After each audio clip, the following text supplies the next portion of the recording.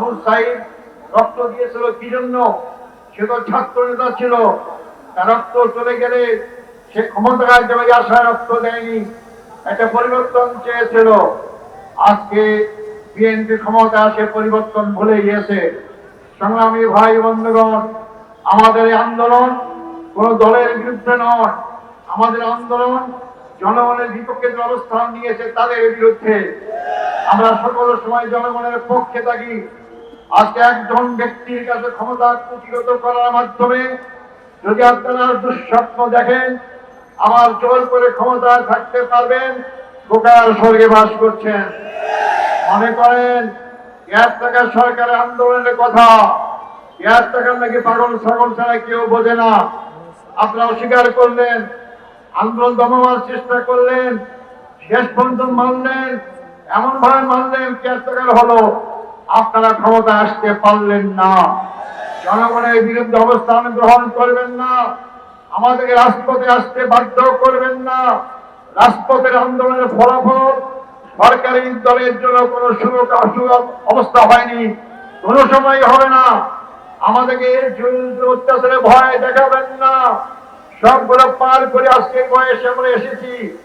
সময় থাকতে যদি দেশ ভালো চালাতে চান, গণভোটকে রায়কে মেনে নেন, কার্যকর করেন, জনগণ আপনাদেরকে ভালোবাসবে, শ্রদ্ধা করবে। আর যদি অবজ্ঞা করেন, আপনারা সংখ্যাগরিষ্ঠের কারণে, এই সংখ্যাগরিষ্ঠ কিভাবে হয়েছেন আপনারা ভালো করেই জানেন। ভোটের ফলাফলে আপনারা ইঞ্জিনিয়ারিং করে আজকে এই ক্ষমতায় এসেছেন, কিন্তু আপনারাও জানেন, জনগণও জানে। এই জন্য আপনারা জোর করে সংখ্যাগরিষ্ঠ অর্জন করে জোর করে দেশের জনগণের উপর চাপিয়ে থাকতে পারবেন না। আমাদেরকে আমার রাজপথে অবস্থান করতে বাধ্য করবেন না। সমাধান করার চেষ্টা করুন। যদি সংসদের কথা যদি আপনার রাজপথে আনতে দেন, রাজপথের আন্দোলন জনগণের প্রশ্নে বিফল হয়নি, সফল হবে ইনশাআল্লাহ।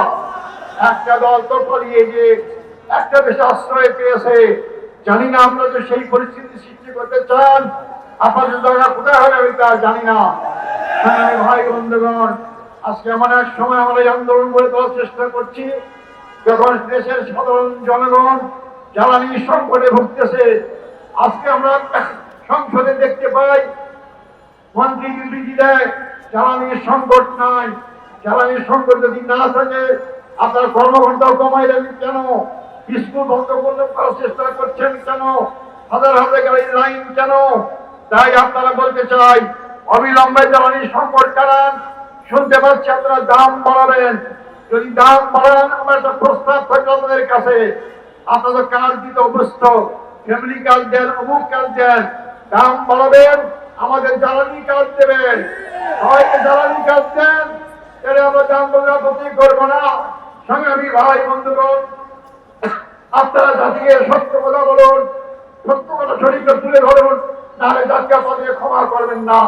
সংগ্রামী ভাই বন্ধুগণ, আসুন এই আন্দোলনের সূচনা যদি সংসদে ফয়সালা না হয়, আপনার বৃহত্তর আন্দোলনের প্রস্তুতি নেন।